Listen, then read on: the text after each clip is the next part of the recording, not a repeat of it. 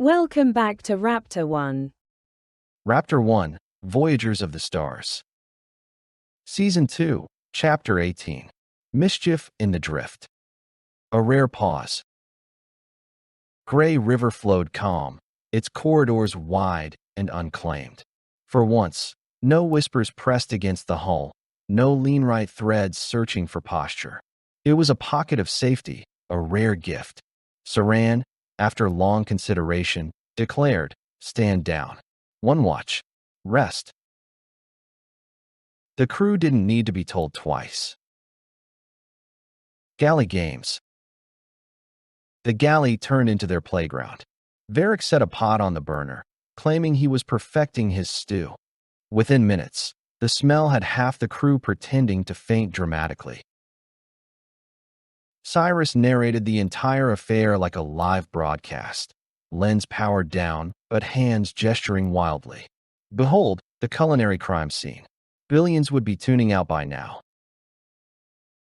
Darrow quietly looped rope around the stew pot handles, while Varric wasn't looking, tying it to the table leg. When Varric finally tried to lift it, the whole thing refused to budge. His snarl made Ira burst out laughing so hard she dropped her mug. The hinge incident. Later, Talon slipped into the bay and left the hinge Varric had been tinkering with in new bruise mode. The next time Varric toggled it, it made a squealing sound like a child's toy. Cyrus doubled over, wheezing. The mighty hinge has discovered puberty. Varric growled, but the corner of his mouth betrayed a reluctant grin. Starlight mischief.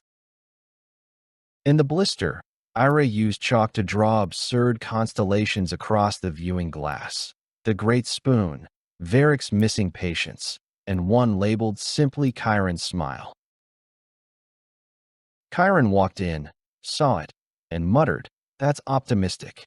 But the twitch at his lips gave him away. A sweet pause. At the ember's sling, Tessa hummed while Cyrus leaned back beside her, feet propped on the bench. She nudged him. "Tell me one of your old pranks." He smirked. "Once, I convinced a whole mining crew their vending machine was haunted. Hid a mic in it. Every time they punched a button, it whispered, 'You again?'" She laughed until her eyes shone, and he found himself laughing too, not for billions, just for her. A captain's indulgence. When the noise carried too far, Saran appeared in the doorway, arms folded, captain stare firmly in place. For a moment, everyone froze. Then Saran walked forward, picked up a chalk stick, and added to Ira's stars. Saran's patience, extinct constellation. The room exploded with laughter. Even the bowls hummed present in what sounded suspiciously like approval. It begins with rope. The spark came from Darrow. Quiet, steady Darrow, who rarely stirred trouble. He knotted one of his ropes into a perfect loop and left it at the galley door, just high enough that Varric walked straight into it. Varric stumbled, scowling, as the crew erupted into laughter. "Rope's supposed to be furniture," he growled.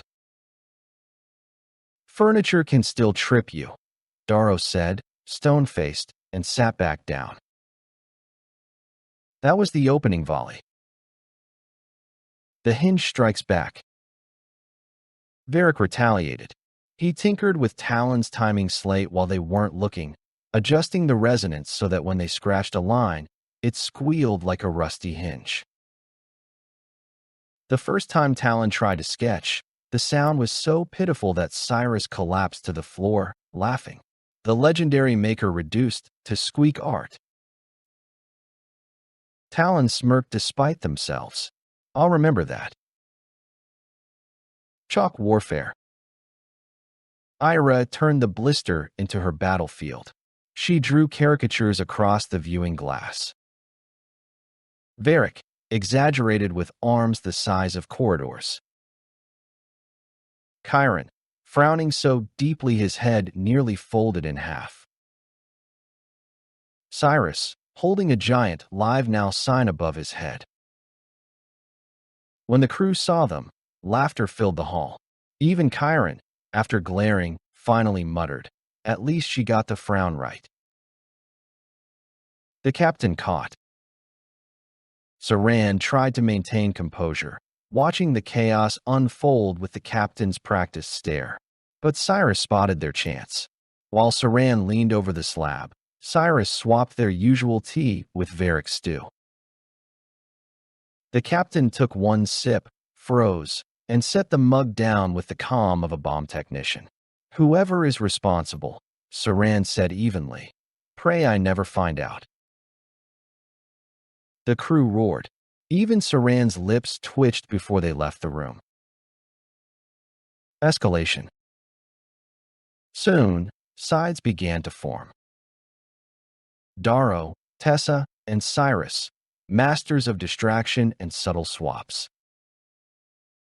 Varick, Talon, and Ira, the engineers of noisy chaos.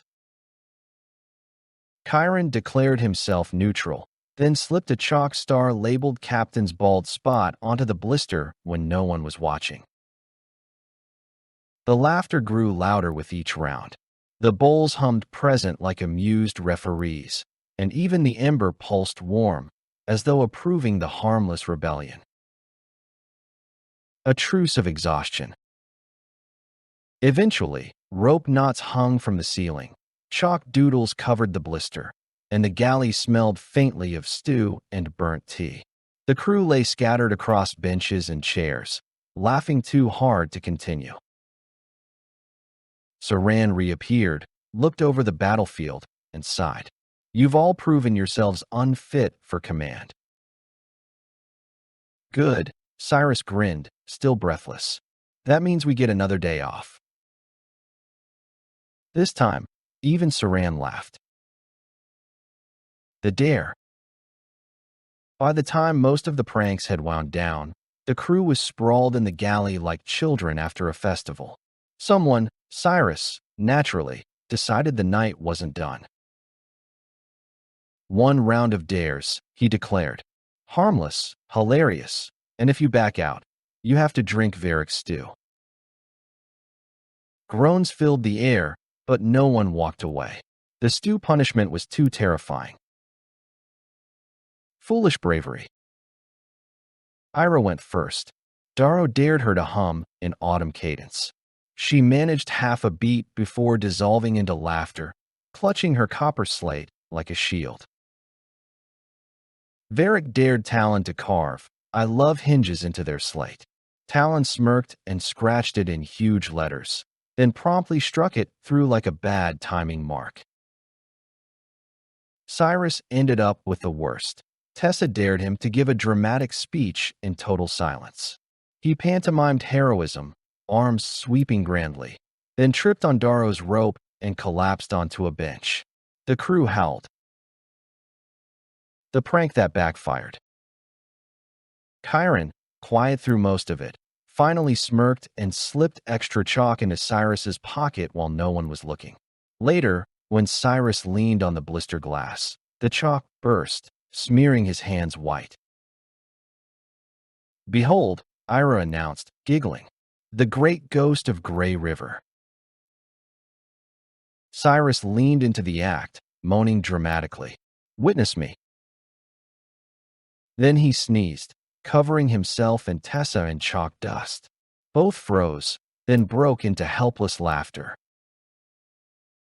"Backfired," Chiron admitted, shaking his head. "Worth it. The ember watches." By the time they collapsed into bunks, the ember pulsed warm, steady. The bowls hummed present, as though even the ship approved of the silliness. For one night, mischief had been their armor, lighter than rope, plainer than hinge, but no less powerful. And as the crew drifted into sleep, Grey River carried them closer to Vigil Bend, where laughter would be scarce again. Laughter winding down. The galley still smelled of chalk dust and Varick's failed stew.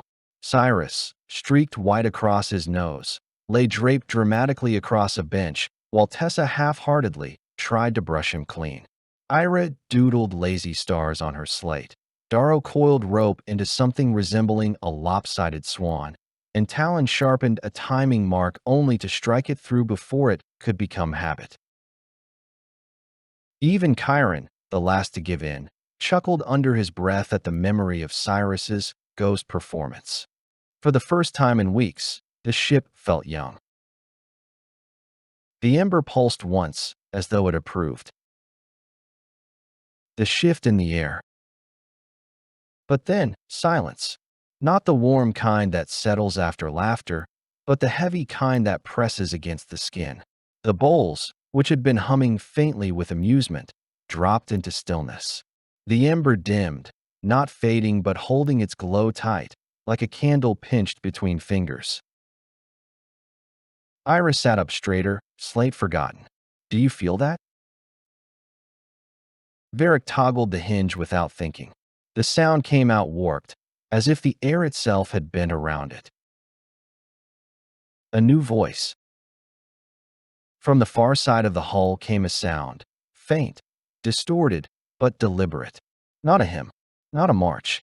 Something like whispers layered over static, half familiar, half wrong. Tessa's hand found Cyrus's without realizing it.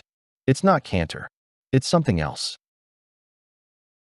Chiron's tokens clicked sharply. Vigil Bend. The name landed in the room like a weight.